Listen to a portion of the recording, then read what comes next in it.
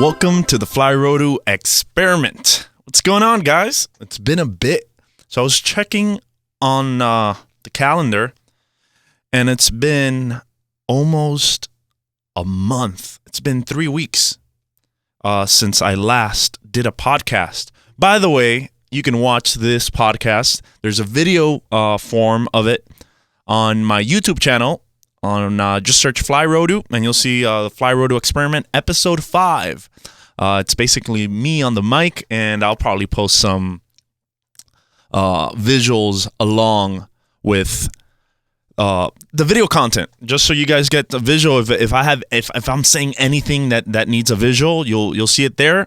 And if you want to watch me, you can watch me. If you want to listen to me, just listen to me. Remember to subscribe and follow me on any platform that you listen to the podcast. Always remember to follow and subscribe. So, a little update where I've been, what I've been doing. So I just completed on Friday, right before the tropical storm that hit Florida, my 8th marathon. And also, this was the hardest marathon yet. Why was it so hard? Because it's so extremely, extremely hot. It was probably, I'd say 82 degrees, but it was like 90% humidity. By mile 3, I was soaked in sweat, completely soaked in sweat, and that's when I knew it was going to be trouble, because the amount that I sweated by mile 3 was about the same amount of sweat that I had at the end of every other marathon I've done. So I was like, oh, this is going to be trouble. At mile 10, well, I wanted to quit at mile 6. Mile 6 is where my head started messing with me, and I'm like, okay, you going to quit now? Like, what are you going to do? You're early in it. You can postpone it. It's really hot. You can figure something out. I was like, look, I already did the prepping, which is basically getting my cooler full of the drinks, the ice, everything. I already woke up at 3 a.m. I'm 6 miles in. I'm not going to go back.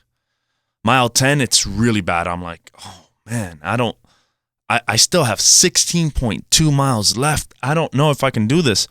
And if any of you guys have done anything physically strenuous, you know the body wants to quit and that the mind wants to quit. The mind wants to quit because the body's telling it, put me out of this misery.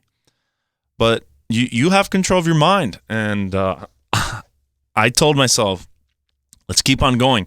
By mile 16, I really wanted to quit.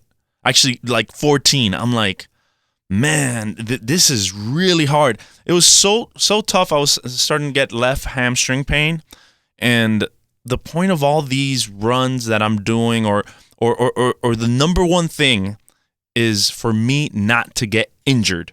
So, I was thinking about injuries and what if I injure myself and how long am I going to be out? All these things are going on through my mind. Even though I'm listening to a book, I'm trying to distract my mind from all these things.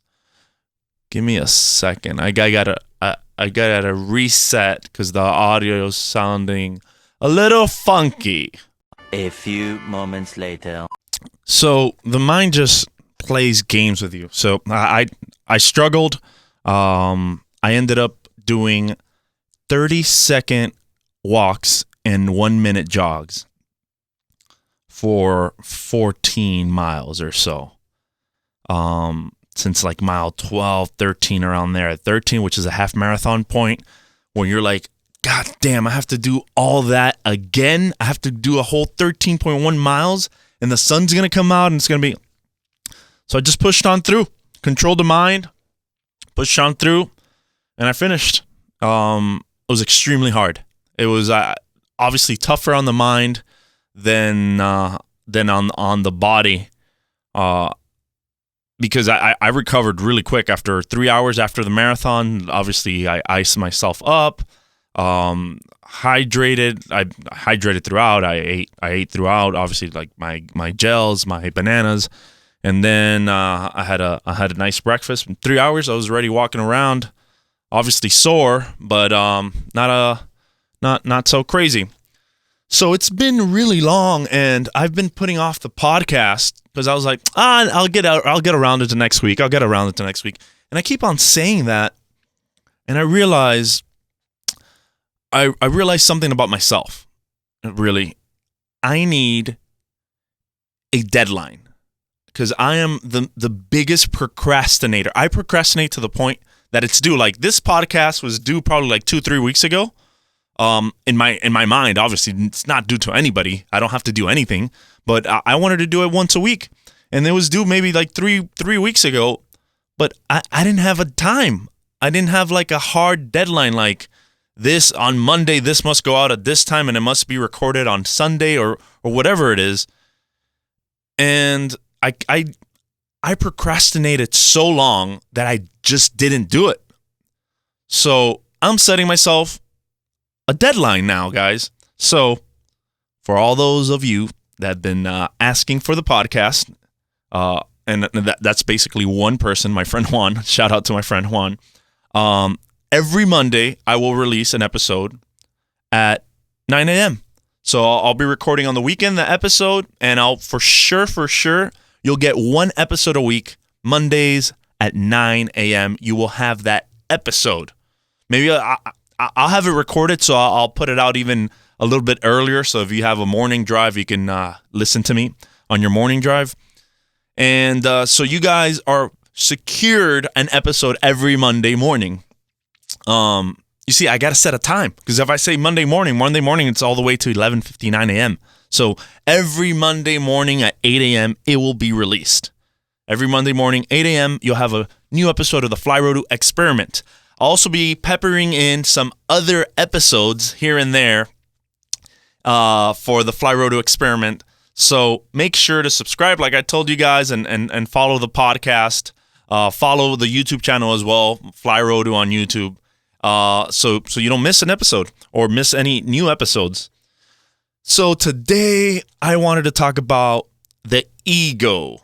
I just heard a couple of good quotes while on my run. I was listening to a book about Whitney Cummings, her memoir, I'm Fine and Other Lies, which is it's a pretty funny title. And she spoke about a lot of her personal problems and things like that. Very interesting. I related to a lot of the things that she spoke about, behavior-wise. And it made me think about the ego. And it's something that you need to be very self-aware to you to analyze yourself and think about your own ego. And ultimately trying to let go of that ego. So what's ego? For me, it's pride. It's the pride in yourself. A little sentence. So Ryan Holiday has this amazing book called Ego is the Enemy. And it's a stoic book. Definitely check it out if you're into self-analyzation and making yourself better. It's definitely a book I recommend. So I'm going to read a couple things from that book, and it's very thoughtful, and I'm going to comment on those things. So ego is a destructive force when it's allowed to rule a person's life. It's important to ensure that ego stays in check, that its voice is not allowed to be dominant. So my thought on ego is that ego does not allow people to grow. That pride that they have, it just doesn't let people grow. It's impossible to learn what we think we already know. And why do we say we think we already know? Because that's the ego. The ego doesn't want to not know. You don't want to be out. You don't want to feel dumb maybe for not knowing something. So you're like, oh, yeah, I know. You might have heard, but do you really know? Why don't you ask? Why don't you say, oh, I don't know, teach me? And I've been practicing this a lot. Something that helped me was extreme ownership. This is a book. And owning things, owning up to things, owning up to my mistakes. That's helped me let go of ego, but asking questions and not being afraid to not know. I used to be the kind of person that I knew everything. My sister always comes to me because she's like, oh, Cirillo must know. And if I didn't know, I'd look it up right away, and then I pretend I knew. And it used to happen too with friends. They're like, oh, do you know about this? And I always wanted to know. So I just looked it up and I was like, oh yeah, this, and this. And I just, told them highlights of whatever I had just read online from a Wikipedia. And I pretended to know because I wanted to know. But I was doing myself a disservice because they could have told me other things, their viewpoints, added things to that I didn't know. And I didn't allow that. I didn't allow myself to learn. And it's such a disservice to not allow yourself to learn. Also, not allow yourself to be wrong, because somebody that's super egotistical always wants to be right. They never want to be wrong. They always have a technicality. They always have something. Oh, but what I meant is so and so. The best way, if you have a significant other that has a huge ego, never wants to be wrong or whatever, the best way, I think, or anybody, a friend or anything, to beat that ego out of them, I believe, this is my opinion, is for you to show them not your weakness, but for you to let them know that for you to let go of your ego in front of them. So if you're wrong in a situation and you realize you're wrong, why defend it when you know it's wrong? You could just tell them, I apologize. You're absolutely right. A, B, and C.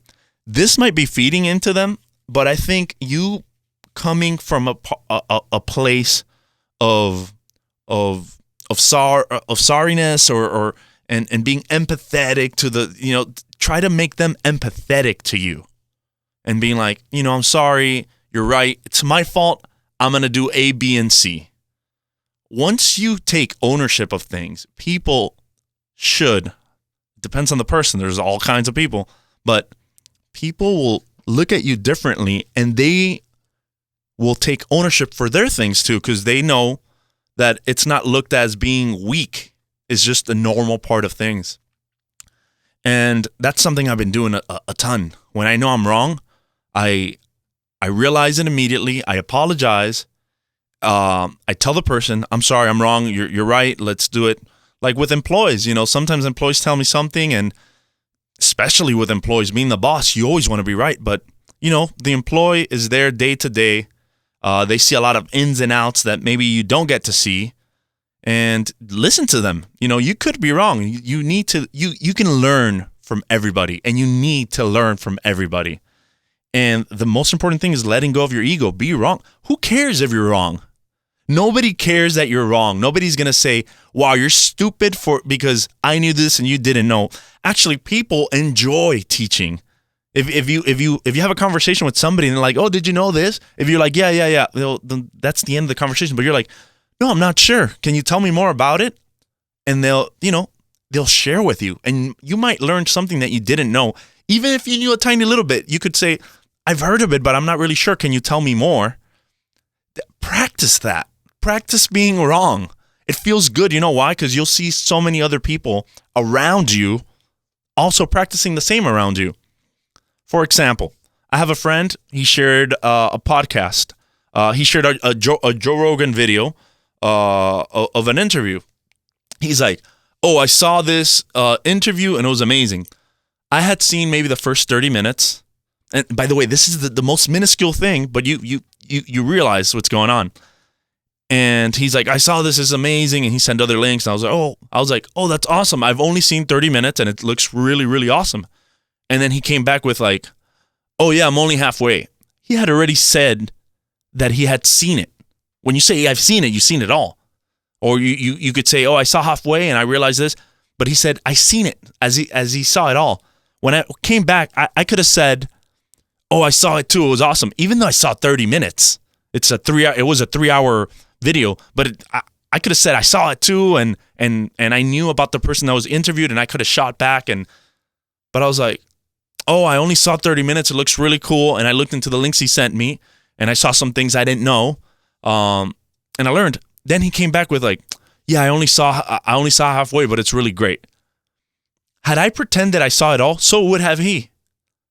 and that's so little. It's a miniature interaction, but it says a lot about letting go of the ego and letting go of not knowing or pretending that you know, or that you saw everything, that you know everything. You learn and you grow. That's the point. We all want to be better. We all want to grow. So that's literally the point of letting go of the ego. So I'm going to read some show notes from there's a daily podcast called The Daily Stoic, if you want to check them out. I'm going to read some notes from that podcast I took. All right. One of the early members of Alcoholics Anonymous defined ego as a conscious separation from what?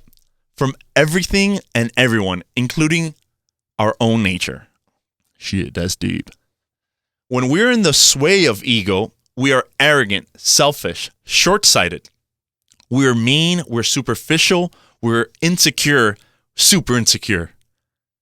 Like, when you're in the middle, caught up in the ego, you are so insecure. Hence, why you pretend to know things. Because you don't want to be caught not knowing something, or you don't want to be caught making excuses. So you stand up and you pretend. Because that's what you're doing. You're pretending. We're fragile. In short, we're everything a Stoic is not supposed to be. A quote by Epictetus. It is impossible to learn that which we think we already know. We went over this. That's why we avoid ego. Marcus talked about, that's Marcus Aurelius, by the way. He wrote a book called Meditations. Highly recommend it. Marcus talked about avoid the stain of imperialization. I'm having a hard time reading. The ego that would come from being emperor and having power. He talked about the foolishness of trying to make yourself remembered for thousands of years or thinking you'll live forever. Funny enough, he is now known because, he was emperor, but also having written Meditations. Now he's known for thousands of years, and he will. For being stoic, he will be known. Not for so much for being emperor. Both these wise and successful men were doing constant battle against their egos, as all Stoics have tried to do through the centuries. We can't work with people if we've put up walls. We can't improve the world if we don't understand it or ourselves. We can't take or receive feedback if we're incapable of or uninterested in hearing from outside sources. We can't recognize opportunities or create them if instead of seeing what's in front of us, we live inside our own fantasy. Without an accurate accounting of our own abilities compared to others, what we have is not confidence but delusion. How are we supposed to reach, motivate, or lead other people if we can't relate to their needs because we've lost touch with our own? That's what ego does. Ego separates who you really are mentally from yourself. The ego puts up this wall, this fake facade of who you are when you're not that person that knows it all. When that pride, let it go. Let it go. The Greeks knew that hubris, ego by another name, was the ultimate enemy, that it must be conquered. That humility and self-awareness were the true strengths where we lie. We need to remember the same. That's why we do this work and do this reading. So go check that Ryan Holiday book, Ego is the Enemy. It's a great book. So, lessons. This is kind of I'm reflecting upon the thought of ego. I'm trying not to be preachy with it, but I think humility is so important. Humility lets go of the ego. Humility is trying to relate to everybody and seeing where they're coming from. We need a lot of that in the world we're living today. A lot of people are not humble. They're not self-aware, and self-awareness is so hard because you can ask somebody who has a big ego, and they'll say, "I'm aware, I'm the best," blah blah blah blah blah blah. which is different from being confident. Having a big ego and being confident are two different things. You can be confident. First example that comes to mind is LeBron James. He's never saying I am the best player. He is showing it. And he is humble. He remembers where he comes from, and he still supports where he comes from by building a school and doing all these great things. But he is humble, and he has his ego on check. And that's why he never comments on the Michael Jordan versus LeBron, who's the greatest. One, it's not up to him. It's up to the fans and up to the critics. And that's not what he's after. He's after being great. He's after bettering himself. He's after helping the community. And you can see that his ego is in check. Because he's let go of the pride because he's so focused on working. He's not focused on maintaining the ego by his mind telling him BS.